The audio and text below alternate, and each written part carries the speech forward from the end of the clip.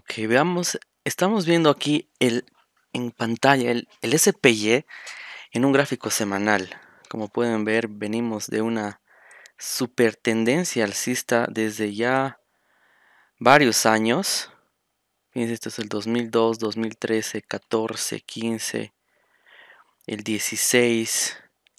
Aquí hemos tenido unos conflictos económicos en esta región del 2014, bueno, el 2015.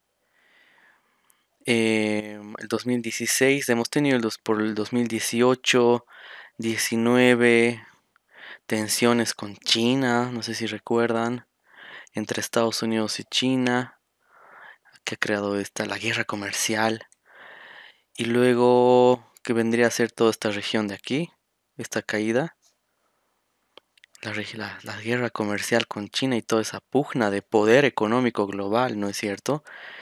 Recuerdan quizás que durante el gobierno de Trump, por ejemplo, compañías norteamericanas se les prohibió proveer suministros o servicios o bienes a China. De ahí que, por ejemplo, incluso Android no estaba funcionando en China, ¿se acuerdan? Y China estaba lanzando su contraofensiva con sus teléfonos chinos y era toda una pugna de poder durante el gobierno de Donald Trump. Y esto de aquí que estamos viendo, esta caída súper notable, es la pandemia, ¿no es cierto? El COVID-19 ha destruido el SPY. Muchas compañías como las aerolíneas, sobre todo, han sido tremendamente golpeadas. Miles de empleos perdidos, miles de compañías y fábricas han cerrado. La gente ha perdido ahorros, ha perdido mucho. Y también, por supuesto, se han perdido muchas vidas. Ha sido una caída brutal del SPY, pero el problema comienza aquí. El problema actual de la inflación en Estados Unidos y del mundo comienza aquí, en el fenómeno del COVID. ¿Por qué? Porque claro está que nadie se habría imaginado que en pleno 2020 nos azotaría una pandemia de la magnitud que nos ha golpeado y que no se veía desde la probablemente gripe española 100 años atrás, ¿no es cierto? Y ha sido tal el golpe tan devastador para la economía y el mundo que pues el SPY no se ha dejado esperar y ha caído a niveles muy grandes. Hemos tenido circuit breakers aquí, yo estaba operando en vivo aquí en Trainet y los circuit breakers han sido para mí la primera vez que había visto que es un circuit breaker que toda la bolsa queda jalteada. Cuando llega a niveles de 7% menos 14% negativo, el SPY se jaltea desde la central, detienen toda la cotización, no solo una acción como aquí a veces vemos, ¿no? Que una acción que otra que está muy volátil, las jaltean, las detienen, las paralizan. Aquí yo he visto varios días que les pegué paralizado toda la bolsa. Brutal. ¿Qué ha pasado? Ha comenzado el programa de estímulo o estímulos durante el gobierno de Donald Trump, que ha consistido en darles cheques a las personas, cheques de $2,000 para que puedan reactivar un poco la economía por el lado del gasto. Es una política un poco de emisión de liquidez, de inyección de liquidez en la economía para alentar la economía y tratar de hacerle frente al tremendo golpe que ha sufrido la economía no solo estadounidense, sino también la economía global, que venía en caída libre. Empiezan entonces a inyectar bonos, más propiamente, a la gente, que es dinero, cheques de $2,000 para que la gente empiece a gastar y por el lado de la demanda agregada se empiece a estimular la economía. Y eso es lo que ha empezado a suceder. Entonces ha inyectado billones de dólares a la economía. Hay hasta memes de la Reserva Federal imprimiendo dinero, o sea, como una especie de impresora. Y hay Powell, el presidente de la Fed, imprimiendo en su impresora dinero, pero en cantidades monstruosas. Y eso, en efecto, ha creado una expectativa favorable y lo que yo le diría, una disociación de la realidad y el mercado. ¿Por qué? Porque fíjense aquí, para abril ya estamos viendo, o sea, abril del 2020, ya vimos un repunte notable, ¿no es cierto?, del SPY. Y fíjense, para este momento, agosto del 2020, o sea, prácticamente habíamos vuelto a los máximos anteriores, al máximo histórico anterior antes de la pandemia.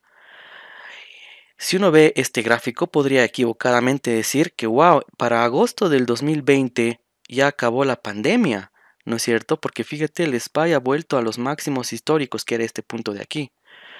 Pero eso no es así. La realidad allá afuera, en el mundo real, era completamente diferente. La pandemia seguía totalmente descontrolada, la gente seguía muriendo, seguía habiendo restricciones de negocios y la actividad económica seguía aplastada. La economía real, como se le llama, en el mundo real de bienes y servicios y comercio, el sector inmobiliario, etcétera, la economía que se le denomina economía real, seguía destruida. Pero la economía esta, que la economía financiera, que es en este caso el referente bursátil, el SPY, el Standard Poor's, estaba volviendo a máximos históricos como si la vida ya se hubiese resuelto para todos y no es así. Una disociación de la realidad, ¿se dan cuenta? Una codicia irreal, una codicia irracional, que ha llevado a seguir inflando el SPY en plena crisis. El SPY se estaba inflando como si se tratase de la mejor bonanza de la historia de la economía industrial y no es así. La economía seguía y seguimos los países sufriendo los impactos negativos de la pandemia a nivel económico, ¿no es cierto? Y se ha ido ahí, se seguía imprimiendo dinero, inflando los mercados, tratando de controlar el fenómeno. ¿Y qué ha pasado? Ese programa de estímulos que comenzó durante la gestión de Donald Trump para frenar esta gran caída de la pandemia y las inyecciones grandes de liquidez que hacen que en la economía haya demasiado dinero en las manos de la gente, mucha liquidez, exceso de liquidez. ¿Qué es lo que ocurre cuando hay mucho dinero en la economía? Inflación. Esta inflación actual ha comenzado aquí, en esta caída, con los programas de estímulos, que aclaro, no fueron una política incorrecta.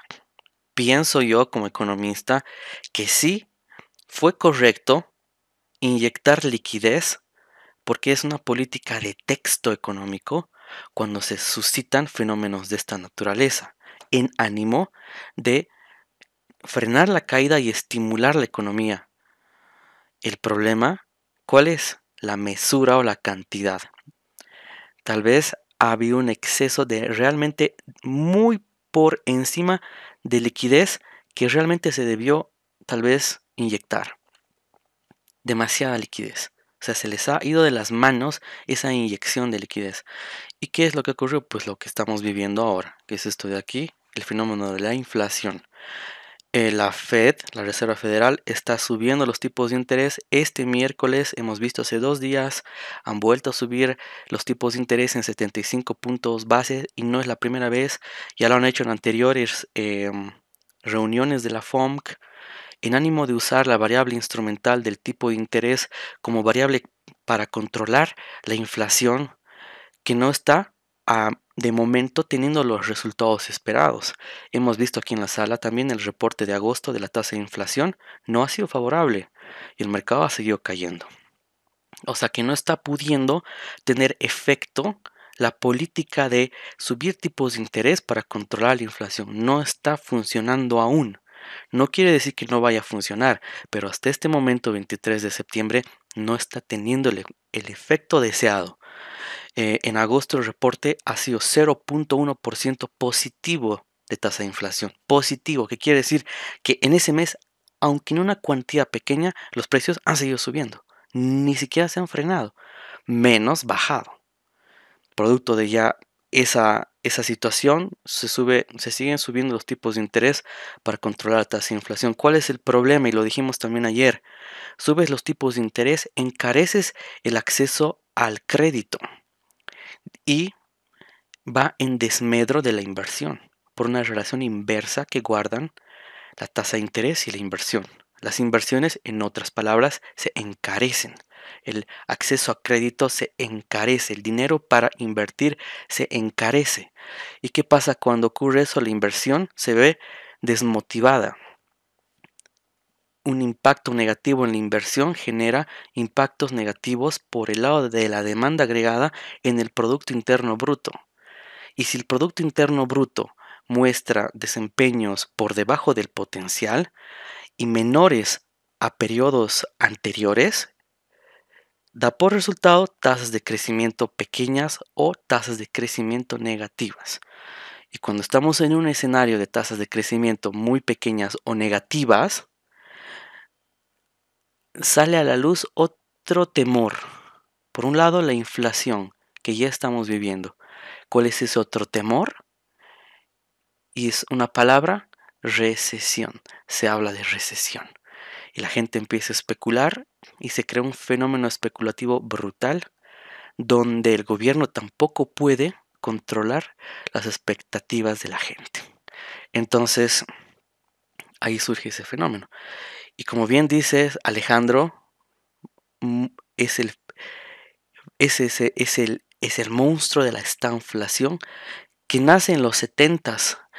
Ese concepto de estanflación nace de la teoría de los monetaristas cuando se dio la crisis de los 70s del petróleo, que pueden googlear. La crisis del petróleo de los 70s da lugar al concepto de estanflación, inflación con estancamiento, ¿no es cierto? O recesión con inflación, de ahí que se llama estanflación, estancamiento con inflación. Y eso es lo que ahora también podríamos estar tal vez considerando como un escenario. Entonces, espero que no, francamente no, espero que no lleguemos a ese punto, pero los mercados están mostrando mucho pesimismo. Ahora, desde una perspectiva un poco más amplia, si yo hago esto con el gráfico, bueno, el SPY, en mi opinión, y esta es una percepción personal, estaba muy por encima de su valor real o valor de equilibrio. Fíjense todo este tramo alcista brutal, este rally alcista brutal del SPY en pleno contexto de pandemia, la peor pandemia de los últimos 100 años, y el SPY reventando como un cohete hasta la estratosfera. Para mí, este SPY, y lo vine diciendo todo el año pasado aquí en la sala. Para mí el SPY está muy arriba, muy arriba, muy arriba, muy arriba. Para mí, desde el 2021, el SPY ya estaba muy por encima de su valor de equilibrio.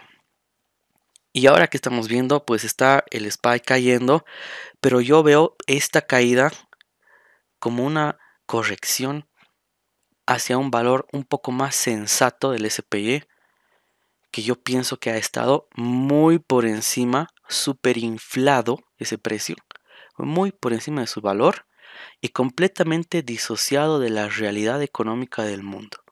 Entonces yo veo esta caída y para mí no es de aterrorizarme, wow, se está destruyendo el mundo y llegamos al fin de los tiempos.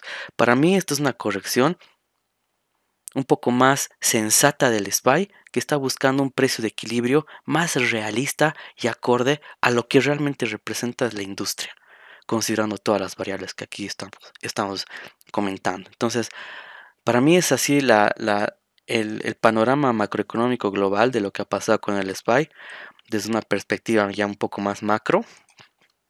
Y ahora estamos viendo los impactos, ¿no es cierto? Toda variable económica no es una isla, está asociada, están interrelacionadas las variables económicas. Mueves una, se te va a desajustar otra cosa.